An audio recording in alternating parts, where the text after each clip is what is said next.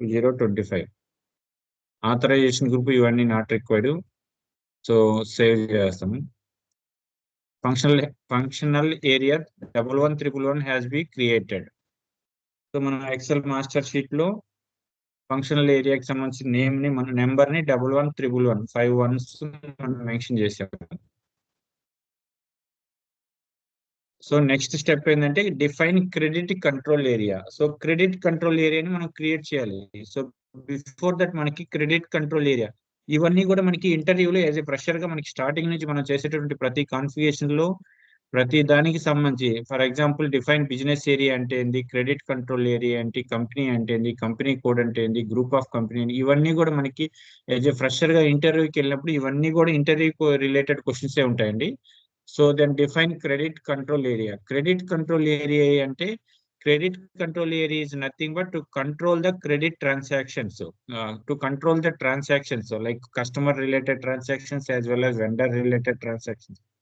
Whatever the transactions యొక్క limit ని మనం ఒక ఫర్ ఎగ్జాంపుల్ మనం ఒక ఇన్వాయిస్ ని పోస్ట్ చేస్తాము. లైక్ ఇన్వాయిస్ అంటే జనరల్ లెడ్జర్ కి సంబంధించి మనం రెగ్యులర్ ఎక్స్పెండిచర్ ఒక ఇన్వాయిస్ ని పోస్ట్ చేసేటప్పుడు లైక్ రెగ్యులర్ ఎక్స్పెండిచర్ కానీ, కస్టమర్ ఇన్వాయిస్ కానీ, కస్టమర్ పేమెంట్ కానీ, అలాగే వెండర్ ఇన్వాయిస్ జనరేషన్ కానీ, వెండర్ ఇన్వాయిస్ పేమెంట్ ఏదైనా మనం ఒక ఎంట్రీని పోస్ట్ చేసేటప్పుడు ఎంట్రీకి ఫర్ ఎగ్జాంపుల్ ఒక ఎంప్లాయీకి ఒక 1 lakh రూపీస్ రిలేటెడ్ లిమిట్ ఉంటుంది. ఫర్ ఎగ్జాంపుల్ ఇంకొక ఎంప్లాయీకి 2 lakhs వరకు ఉంటుంది, ఇంకొక ఎంప్లాయీకి 10 lakhs వరకు ఉంటుంది. So based on credit control area అంటే బేస్డ్ ఆన్ క్రెడిట్ కంట్రోల్ ఏరియాని బేస్ చేసుకుని ఒక ఎంప్లాయీకి ఆథరైజేషన్ ఎంట్రీ పోస్ట్ కి సంబంధించి ఆథరైజేషన్ లిమిట్. సో దీన్ని first of all define credit control ఏరియాని డిజైన్ చేయాలి. సో దీనికి టీ కోడ్ ఏంటంటే OB45.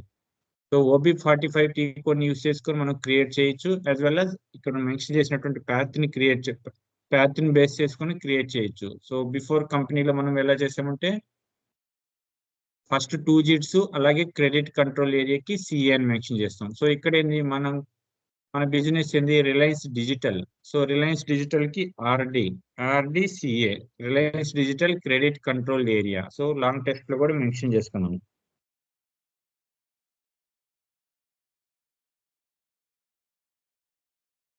Reliance digital credit control area. So మనం ఇప్పుడు దీన్ని క్రియేట్ చేయాలి. సో SAP లోకి వెళ్తాము. /n indicates for the home screen.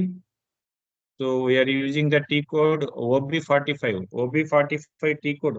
ఈ టీ కోడ్స్ అన్ని కూడా మనకి ఫర్దర్ గా చాలా ఇంపార్టెంట్ టీ కోడ్స్ అండి. మనం ఫర్దర్ గా ఇంటర్వ్యూలో కూడా ఈ టీ కోడ్స్ అడుగుతారు. సో స్టార్టింగ్ డేట్ నుంచి మనం చెప్పేటువంటి ప్రతి క్లాస్ కూడా కంప్లీట్ గా ఇంటర్వ్యూకి యూజ్ అయ్యే విధంగానే చెప్తాము. OB45 enter. సో OB45 ని యూజ్ చేసుకొని మనం క్రెడిట్ కంట్రోల్ ఏరియాని క్రియేట్ చేసుకోవాలి. ఇక్కడ పొజిషన్ లోకి వెళ్తే ఆల్రెడీ మనం క్రియేట్ చేసిన క్రెడిట్ కంట్రోల్ ఏరియాని చెక్ చేసుకునే దానికి పొజిషన్ లోకి వెళ్తాము. న్యూ ని క్రియేట్ చేయాలంటే న్యూ ఆప్షన్స్ లోకి వెళ్ళి క్రెడిట్ కంట్రోల్ ఏరియాని క్రియేట్ చేసుకోవాలి. సో అలాగే ఇది టీ కోడ్. అలాగే ప్యాత్ ద్వారా మనం ఎలా వెళ్ళాలనేది కూడా ఒకసారి చెప్తాను. /n SPRO. So SPRO screen లోకి వెళ్ళాము. SPRO IMG reference screen, then financial accounting, enterprise structure, definition and financial accounting, define credit control area. So click చేస్తే ఆటోమేటిక్ గా సేమ్ స్క్రీన్ వచ్చింది. దీనికి సంబంధించి మనం కంప్లీట్ గా మనం ఇక్కడ మెన్షన్ చేసినాం ప్యాత్ ద్వారా ఎలా వెళ్ళాలనే దానికి సంబంధించి. టీ కోడ్ వచ్చి OB45 ప్యాత్ ద్వారా చేయొచ్చు, అలాగే టీ కోడ్ ద్వారా చేయొచ్చు. So go to the new entry credit control area. So మనము RDCA మనం ఆల్రెడీ మన ఎక్సెల్ లో క్రియేట్ చేసుకున్నాం. Reliance digital credit control area. ఇది షార్ట్ కట్ వర్డ్ ఇక్కడ మనం డిస్క్రిప్షన్ లో రాస్తాము. రిలయన్స్ మెన్షన్ తీసుకోవట్లేదు. సో కరెన్సీ మనము INR మెన్షన్, కరెన్సీ మన Indian currency INR. So remaining అని మనం కంప్లీట్ గా ఫిల్ చేయాల్సిన అవసరం లేదు. Then save. So transport request generate అవుతుంది. So again create new transport request. ఇక్కడ కంప్లీట్ గా మనం డిస్క్రిప్షన్ లో మెన్షన్ చేయాలి. రిలయన్స్ డిజిటల్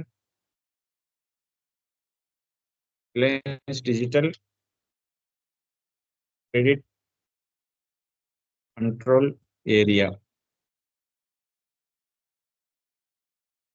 సో మనం క్రెడిట్ కంట్రోల్ ఏరియాని మనం క్రియేట్ చేసినప్పుడే అండర్ ఒక కంపెనీ కోడ్ కింద ఉన్నటువంటి ఎన్ నెంబర్ ఆఫ్ ఎంప్లాయీస్ అందరికి కూడా authorization, N number of employees కి వాళ్ళ యొక్క ట్రాన్సాక్షన్ లిమిట్ మనం కంట్రోలింగ్ చేయడానికి క్రెడిట్ కంట్రోల్ ఏరియాని మనం డిఫైన్ చేయాలి. సో మనం RDCA, Reliance digital credit control ఏరియాని మనం క్రియేట్ చేసాం. ఇప్పుడు డిస్క్రిప్షన్ లో కూడా మెన్షన్ చేయాలని, బట్ ఇది డిస్ప్లే అవ్వట్లేదు. It's not a matter, it's not an issue.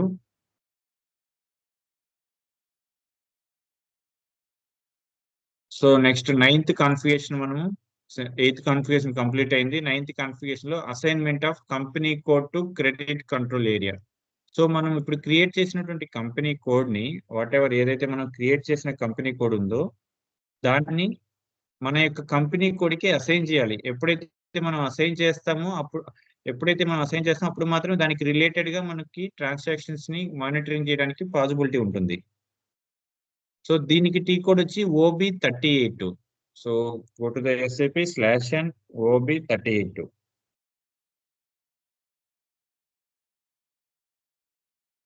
So go to the position company code. మన కంపెనీ కోడ్ ఏంది? Reliance digital, REDI search. So REDI అంటే రిలయన్స్ డిజిటల్ హైదరాబాద్. దీనికి మనకు CCAR అంటే క్రెడిట్ కంట్రోల్ ఏరియా. సో మనం create చేసినటువంటి credit control ఏరియాని ఇక్కడ మెన్షన్ చేయడం అంటే అసైన్ చేయడం అంటారు. సో ఇక్కడ ఎంటర్ చేసి సేవ్ చేసామంటే ఆటోమేటిక్ గా ఈ క్రెడిట్ కంట్రోల్ ఏరియా అనేది మనకి కంపెనీ కోడ్కి అసైన్మెంట్ అవుతుంది. సో మన క్రెడిట్ కంట్రోల్ ఏరియా నేమ్ ఏంది? RDCA, Reliance digital credit control area. Then save. So transport request generate అయింది.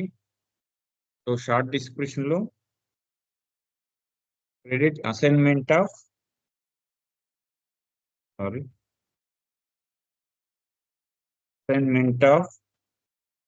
Credit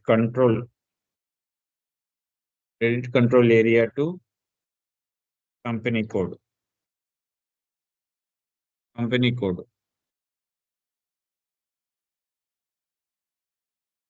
save and continue.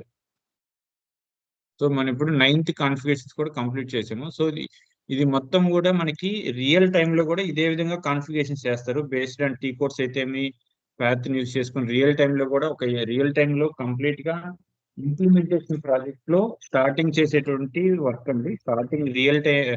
Real టైంలో ఇంప్లిమెంటేషన్ ప్రాజెక్ట్ లో స్టార్టింగ్ చేసేటువంటి ఫస్ట్ వర్క్ ఇదేనండి. ఎంటర్ప్రైజ్ స్ట్రక్చర్ ని క్రియేట్ చేయాలి. Based on the client requirement base చేసుకొని enterprise structure ని create చేస్తారు.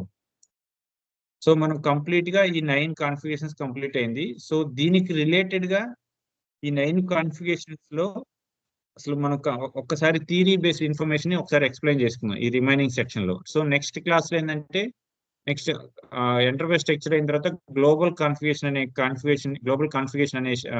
కాన్ఫిగరేషన్స్ ని మనం కంప్లీట్ చేద్దాం నెక్స్ట్ క్లాస్ లో. సో బిఫోర్ దట్ ఈ క్లాస్ లో ఏంటంటే ఈ 9 కాన్ఫిగరేషన్స్ లో ఉన్నటువంటి ఈచ్ అండ్ ఎవ్రీ, అసలు బిజినెస్ ఏరియా అంటే ఏంది, క్రియేట్ కంపెనీ కోడ్ అంటే ఏంది, అండ్ గ్రూప్ ఆఫ్ కంపెనీ అంటే ఏంది, క్రెడిట్ కంట్రోల్ ఏరియా అంటే ఏంది, క్రెడిట్ కంట్రోల్ ఏరియా యొక్క యూసేజ్ ఏంది. సో ఇవన్నీ కంప్లీట్ గా ఒకసారి ఓవరాల్ గా బ్రీఫ్ గా ఎక్స్ప్లెయిన్ చేద్దాము. సో ఇవన్నీ కూడా మనకి ఇంటర్వ్యూలో ఇంపార్టెంట్ క్వశ్చన్స్ అండి. హలో, సో వింటున్నారండి? వింటున్నా. రికార్డ్ ని ఎవరో డిస్టర్బెన్స్ చేసినట్టున్నారు మేబీ.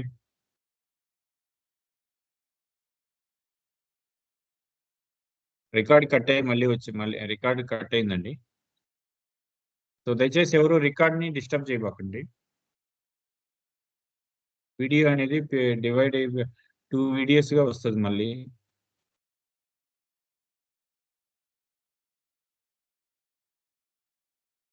ఈ 3 స్టెప్స్ కంప్లీట్ గా అర్థమయ్యాయండి మీకు? ఏమైనా డౌట్స్ ఉన్నాయి?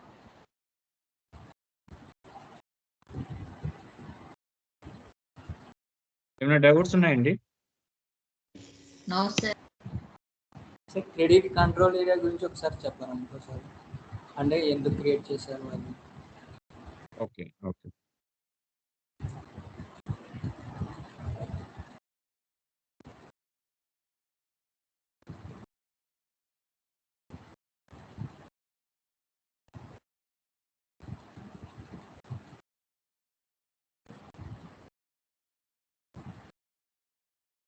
సో ఇన్ఫర్మేషన్ మొత్తం ఆల్రెడీ ఫస్ట్ క్లాస్ లో ఎక్స్ప్లెయిన్ చేసినాను, మీకు ఒకసారి చూడండి.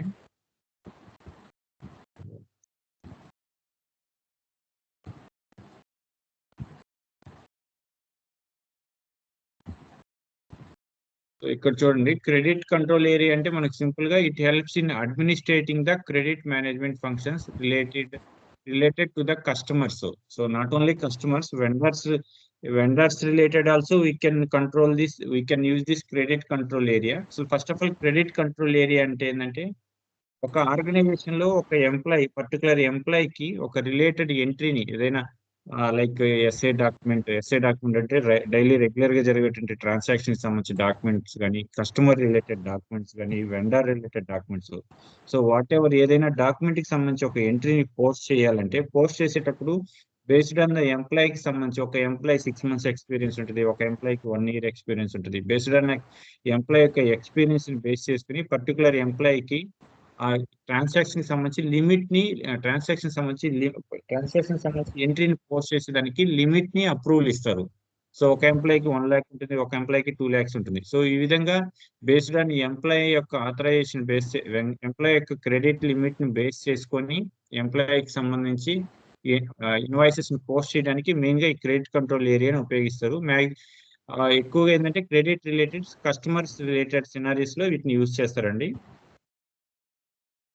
సో మీకు దీనికి సంబంధించి కంప్లీట్ గా ఇంటర్వ్యూ బేస్డ్ ఇన్ఫర్మేషన్ కూడా మీకు అప్డేట్ చేస్తాను. సో ఏంటంటే క్రెడిట్ కంట్రోల్ ఏరియా మనకి ఏ సినారీస్ లో యూజ్ చేస్తారు అనేది.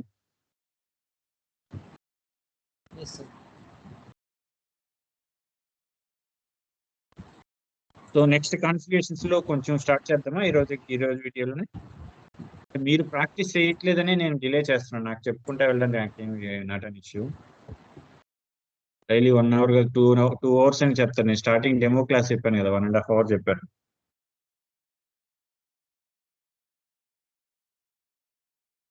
సో నెక్స్ట్ కాన్ఫిగరేషన్ స్టార్ట్ చేద్దామండి. Okay sir. Hello sir okay.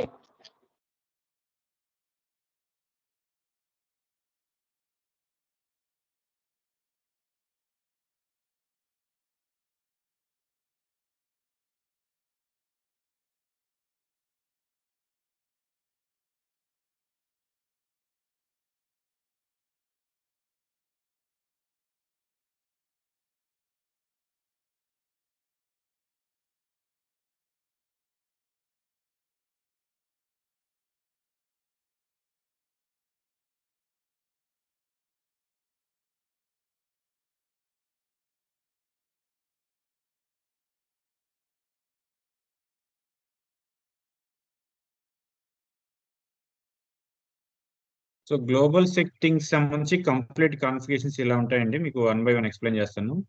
So global settings for configurations అంటే మనం క్రియేట్ చేసినటువంటి కంపెనీకి సంబంధించి మనము కొన్ని పారామీటర్స్ ని క్రియేట్ చేయాలి. లైక్ ఫైనాన్స్ కి సంబంధించి maintain physical year variant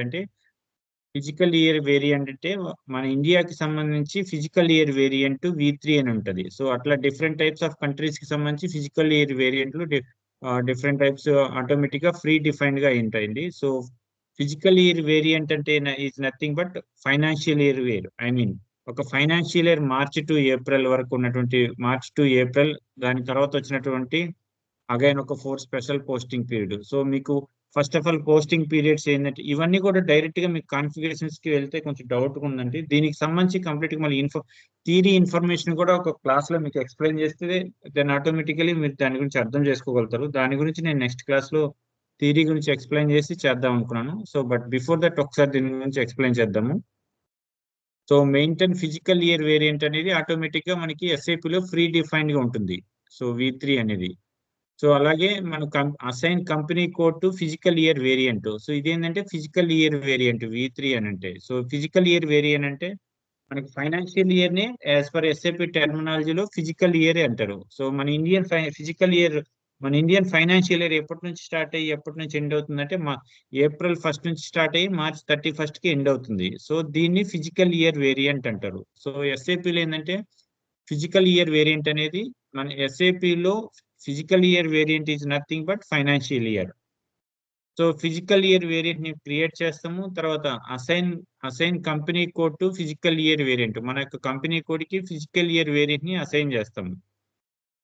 so then define posting period variant. So ఇవన్నీ కూడా మీకు స్టెప్ బై స్టెప్ చెప్తాను.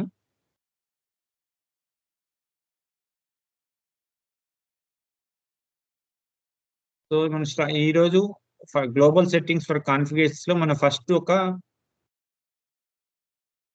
4 to 5 కాన్ఫిగరేషన్స్ ని కంప్లీట్ చేద్దామండి.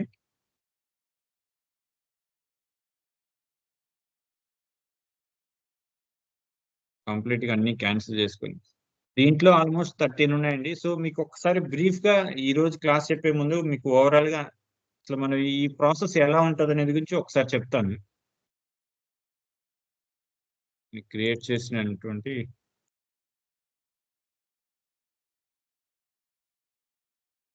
సో ఇక్కడ చూడండి, మనం బిఫోర్ గా ప్రీవియస్ క్లాస్ లో మనం కంప్లీట్ గా ఎంటర్ప్రైజ్ స్ట్రక్చర్ అనేది మొత్తం కాన్ఫిగరేషన్స్ అన్ని కంప్లీట్ చేసాము. సో మన ఎంటర్ప్రైజ్ స్ట్రక్చర్ కంప్లీట్ చేసిన తర్వాత గ్లోబల్ సెట్టింగ్స్ అని ఉంటాయి. సో ఇది మనం ఈ రోజు క్లాస్ లో కానీ నెక్స్ట్ క్లాస్ లో డిస్కస్ చేస్తామండి. మనకి దీనికి సంబంధించి ఒక complete basic information, theory information ని మనం ఎక్స్ప్లెయిన్ చేసిన తర్వాత మాత్రం మీకు దీని గురించి కాన్ఫిగరేషన్ చెప్తే మీకు ప్రాపర్ గా అండర్స్టాండ్ అవుతాయి. దానికోసం నేను ఈ రోజు దీనికి సంబంధించి కాన్ఫిగరేషన్ కూడా చేయట్లేదు. బేసిక్ మీకు ఇన్ఫర్మేషన్ ఎక్స్ప్లెయిన్ చేసిన తర్వాత చేస్తాను. సో మనం కంప్లీట్ గా జిఎల్ ఎంట్రీని పోస్ట్ చేసే దానికి మధ్యలో ఉన్నటువంటి కంప్లీట్ గా ఈ ప్రాసెస్ మొత్తం ఎక్స్ప్లెయిన్ చేస్తాను. సో ఇది ఆల్మోస్ట్ ఏంటంటే కంప్లీట్ గా మనకు అప్ టు 10 క్లాసెస్ పడతాయి. సో ఈ 10 క్లాసెస్ ఇవి అయిన తర్వాత మనం ఫైనల్ గా జిఎల్ ఎంట్రీని పోస్ట్ చేస్తాము.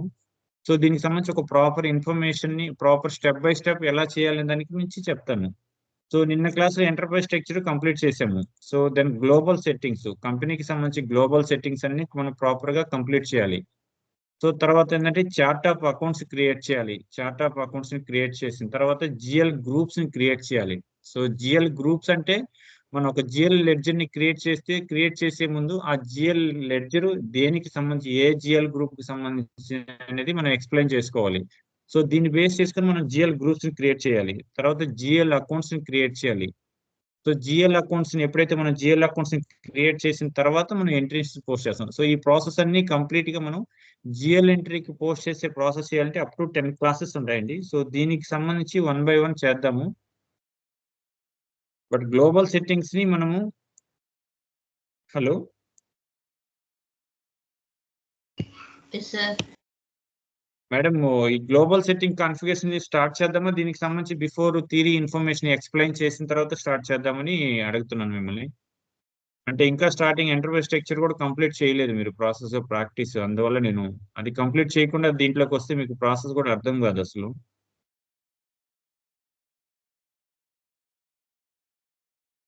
జమీల్ గారు చెప్పండి సార్.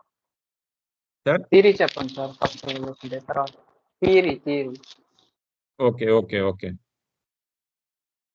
సో దీని రికార్డ్ ఎండ్ చేయండి. నేను ఆ థియరీ స్క్రీన్ ఓపెన్ చేసుకొని మళ్ళీ ఒకసారి స్టార్ట్ చేస్తాను, అంటే వేరే టాపిక్ కాబట్టి.